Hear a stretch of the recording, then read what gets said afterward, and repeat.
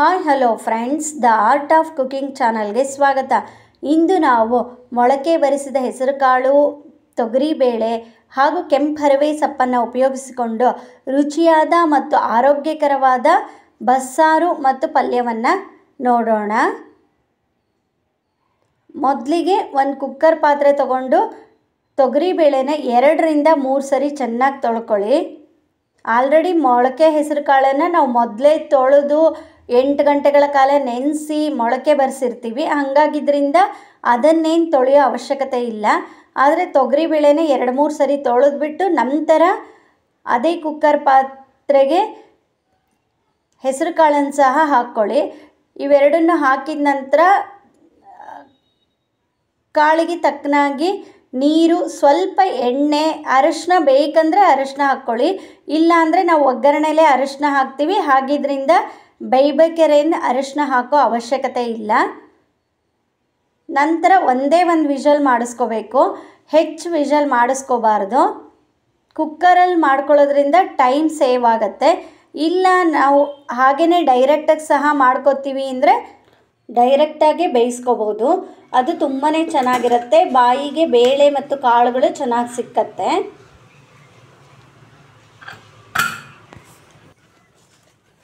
ನಂತರ ಚೆನ್ನಾಗಿ ತೊಳೆದಿರುವಂತಹ ಹರವೆ ಸೊಪ್ಪನ್ನು ಚಿಕ್ಕ ಚಿಕ್ಕದಾಗಿ ಕಟ್ ಮಾಡ್ಕೊಳ್ಳಿ.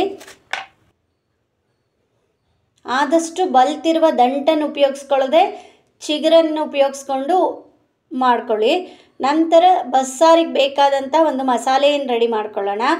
ಸಮ ಪ್ರಮಾಣದಲ್ಲಿ ಕೊತ್ತಂಬರಿ ಬೀಜ ಮತ್ತು ಜೀರಿಗೆನ ಹಾಕ್ಕೊಂಡು 4 ಇಲ್ಲ 5 ಎಸಳು ಬೆಳ್ಳುಳ್ಳಿ ಹಾಕ್ಕೊಳ್ಳಿ.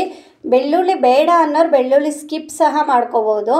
ನಂತರ ಹೆಚ್ಚಿರುವ ಒಂದು ಈರುಳ್ಳಿ ಹಾಕ್ಕೊಂಡು ಸ್ವಲ್ಪ ಎಣ್ಣೆ ಸಹ ಹಾಕಿ ಚೆನ್ನಾಗಿ ಅವೆಲ್ಲ ವಸ್ತುಗಳ ಹಸಿ ಘಮ ಹೋಗಬೇಕು, ಅಲ್ಲಿವರೆಗೆ ಅದನ್ನು ಹುರ್ಕೊಳ್ಳಿ. ನಂತರ ಸ್ವಲ್ಪ ತೆಂಗಿನ ತುರಿ, ರುಚಿಗೆ ತಕ್ಕಷ್ಟು ಅಚ್ಕಾರದ ಪುಡಿ ಹಾಕ್ಕೊಂಡು ಚೆನ್ನಾಗಿ ಹುರ್ಕೊಳ್ಳಿ. ನಾನಿಲ್ಲಿ ಒಣ ಕೊಬ್ಬರಿ ಉಪಯೋಗಿಸಿದ್ದೀನಿ. ಒಣ ಕೊಬ್ಬರಿ ಬದಲಾಗಿ ಹಸಿ ಕೊಬ್ಬರಿ ಸಹ ಉಪಯೋಗಿಸ್ಕೋಬೋದು. ಇದೆಲ್ಲ ಪದಾರ್ಥಗಳನ್ನು ಚೆನ್ನಾಗಿ ಹುರಿದ್ರೇ ಸಾರಲ್ಲಿ ಟೇಸ್ಟ್ ಚೆನ್ನಾಗಿರುತ್ತೆ.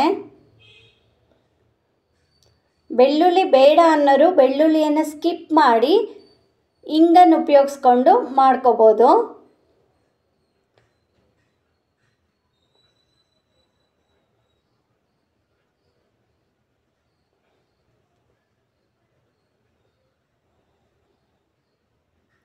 ಇವೆಲ್ಲವನ್ನು ಪದಾರ್ಥಗಳನ್ನು ಹುರಿದು ಅವನ್ನ ಆರ್ಲಿಕ್ಕೆ ಇಟ್ಕೊಂಡು ಬೆಂದಿರುವ ಕಾಳು ಮತ್ತು ಬೇಳೆಗೆ ನಾವು ಹೆಚ್ಚಿಟ್ಕೊಂಡಿರುವಂತಹ ಸೊಪ್ಪನ್ನು ಹಾಕಿ ಒಂದೇ ಒಂದು ಕುದಿ ಬರಬೇಕು, ಹೆಚ್ಚು ಬೇಯಬಾರ್ದು. ಹಾಗೆ ಸೊಪ್ಪನ್ನು ಬೇಯಿಸ್ಕೊಳ್ಳಿ. ಸೊಪ್ಪೇನು 3 ಇಲ್ಲ 4 ನಿಮಿಷದೊಳಗಡೆ ಬೇಯುತ್ತೆ, ಅಷ್ಟು ಸಹ ಬೇಡ, ಬೇಗನೆ ಬೇಯ್ಕೊಳ್ಳುತ್ತೆ.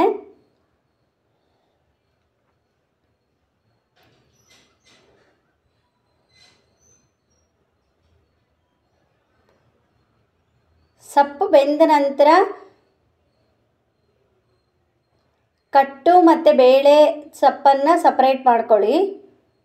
ಒಂದು ಜಾಲರಿ ಇಟ್ಕೊಂಡು ಅದರಲ್ಲಿ ಕಟ್ಟು ಮತ್ತು ಬೇಳೆನ ಸಪ್ರೇಟ್ ಮಾಡಿಕೊಂಡ್ರೆ ನಮಗೆ ಸಾರಿಗೆ ಬೇಕಾದಂಥ ಕಟ್ಟು ಮತ್ತು ಪಲ್ಯಕ್ಕೆ ಬೇಕಾದಂಥ ಸೊಪ್ಪು ಮತ್ತು ಬೇಳೆ ಸಿಗತ್ತೆ. ಈ ರೀತಿಯಾಗಿ ನಾವು ಹೀರೆಕಾಯಲ್ಲಿ, ಸಬ್ಬಸಿಗೆ ಸೊಪ್ಪು, ಹುರುಳಿಕಾಳು, ಬೇರೆ ತರಕಾರಿಗಳಲ್ಲಿ ಸಹ ಇದೇ ಮಸಾಲೆಯನ್ನು ಉಪಯೋಗಿಸಿ ಟೇಸ್ಟಿಯಾದ ಪಲ್ಯ ಮತ್ತು ಸಾರನ್ನು ಮಾಡ್ಕೋಬೋದು. ನಂತರ ಹುರಿದ ಪದಾರ್ಥಗಳನ್ನು ಒಂದು ಮಿಕ್ಸಿ ಜಾರಿಗೆ ಹಾಕಿ ಸ್ವಲ್ಪ ನೀರನ್ನು ಬೆರೆಸ್ಕೊಂಡು ನಯಸ್ಸಾಗೋ ಥರ ಪೇಸ್ಟ್ ಮಾಡ್ಕೊಳ್ಳಿ.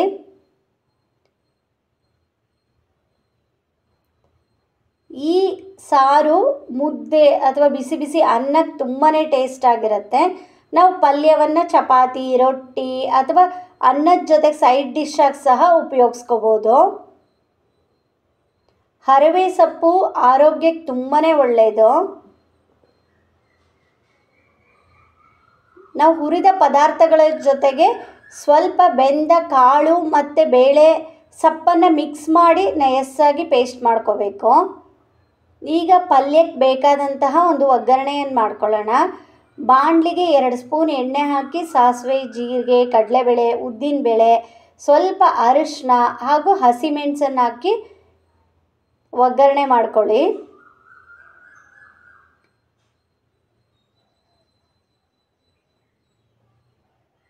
ಬೇಕಿದ್ರೆ ಪಲ್ಯಕ್ಕೆ ಸಹ ಬೆಳ್ಳುಳ್ಳಿ ಹಾಕ್ಬೋದು.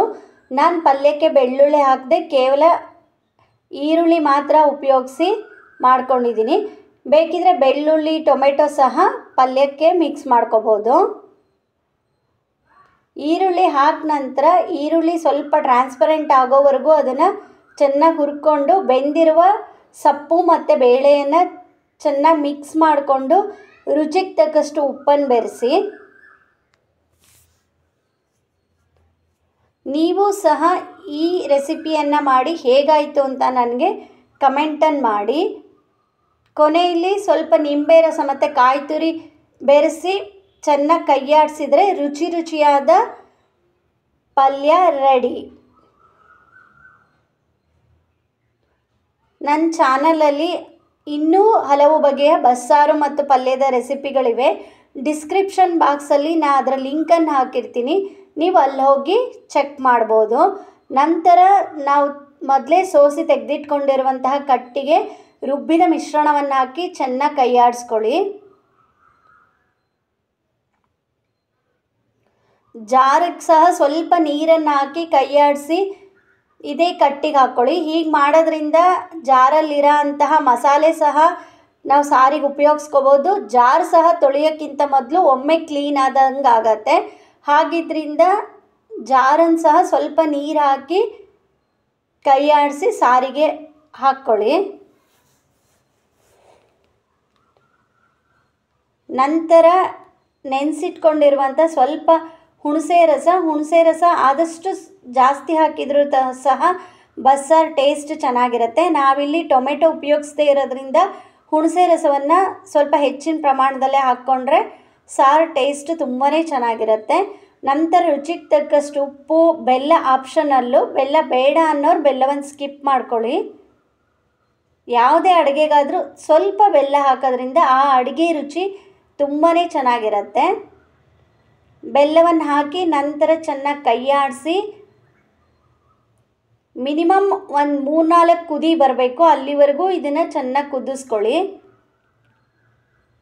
ಹಾಗೂ ಸಾರಿಗೆ ಬೇಕಾದ ಒಂದು ಒಗ್ಗರಣೆಗೆ 2 ಸ್ಪೂನ್ ಎಣ್ಣೆ, ಸಾಸಿವೆ, ಜೀರಿಗೆ ಮತ್ತು ಇಂಗನ್ನು ಹಾಕಿ ಒಗ್ಗರಣೆ ಮಾಡಿಕೊಂಡು ಚೆನ್ನಾಗಿ ಕುದೀತಿರುವ ಸಾರಿಗೆ ಹಾಕಿ ಕೈಯಾಡಿಸಿದರೆ ರುಚಿಯಾದ ಬಸ್ಸಾರು ರೆಡಿ ಆಗುತ್ತೆ. ಇದನ್ನು ಬಿಸಿ ಇರುವಾಗಲೇ ಅನ್ನ ಅಥವಾ ಮುದ್ದೆಯೊಂದಿಗೆ ಸರ್ವ್ ಮಾಡಿ. ಇನ್ನು ಹೆಚ್ಚಿನ ವಿಡಿಯೋಗಳಿಗಾಗಿ ನನ್ನ ಚಾನಲ್ಗೆ ಸಬ್ಸ್ಕ್ರೈಬ್ ಆಗಿ. Thank you for watching my YouTube channel.